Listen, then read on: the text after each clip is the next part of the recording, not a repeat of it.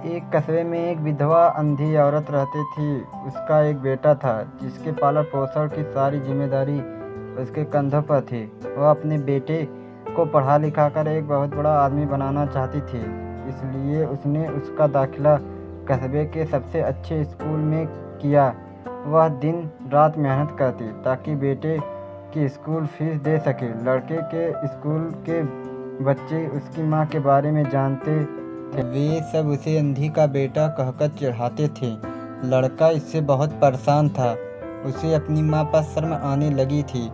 वह उसके साथ कहीं भी आने जाने में कतराने लगा। जब लड़का बड़ा हुआ तो उसकी शहर में अच्छी नौकरी लग गई। उसने अपनी माँ से वादा किया था कि शहर में मकान लेकर वह उसे लेने आएगा, लेकिन वह शहर गया तो फिर वापस नहीं आया। उसकी अंधी माँ उसका इंतजार करती रह गई। कई महीने बीत गए, लड़के की कोई खबर नहीं आई। अंधी एक दिन उससे रहा नहीं गया। वह बेटे से मिलने शहर पहुंच गई। पूछते पूछते वह बेटे के ऑफिस पहुंची। वहां सिक्योरिटी गार्ड ने उसे रोक दिया। अंधी औरत ने गार्ड को अपने बेटे का नाम बताया और बोली कि उससे जाकर कह दो कि गांव से कोई उससे मिलने आया है। गार्ड ने जाकर उसके बेटे को बताया। बेटे ने ऑफिस की खिड़की से देखा तो उसने अपनी माँ को गेट पर बाहर खड़ी नजर आई। ऑफिस में सबके सामने अपनी माँ की वजह से शर्मिंदा नहीं होना चाहता था। उसने कहला दिया कि वह ऑफिस में नहीं है। अंधी औरत वहां से चली गई। शाम को जब लड़का ऑफिस से घर जाने लगा तो रास्ते में एक जगह काफ़ी भीड़ जमा थी।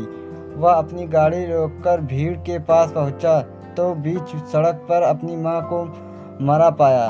उसके हाथ में एक चिट्ठी थी जिसमें लिखा था, बेटा बड़े दिन हो गए हैं, तेरी कोई खबर नहीं मिली। चिंता हो रही थी इसलिए तुमसे मिलने चली आई।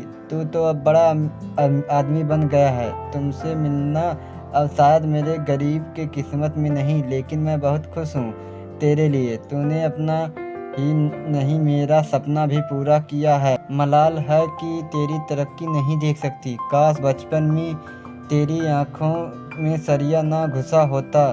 मुझे तुम अपनी आंखें नहीं देनी पड़ती तो तेरी तरक्की अपनी आंखों से देखकर सुकून से मरती। मेरी अंधी माँ। यह कहकर वह अपनी माँ से लिपटकर फूट फूट कर रोने लगा। जिससे अंधी माँ पर उसे शर्म आती थी। उसने उसके लिए कितना बड़ा बलिदान दिया था। वह आत्मग्लानि से भर उठा और जिंदगी भर खुद को माफ़ नहीं कर पाया।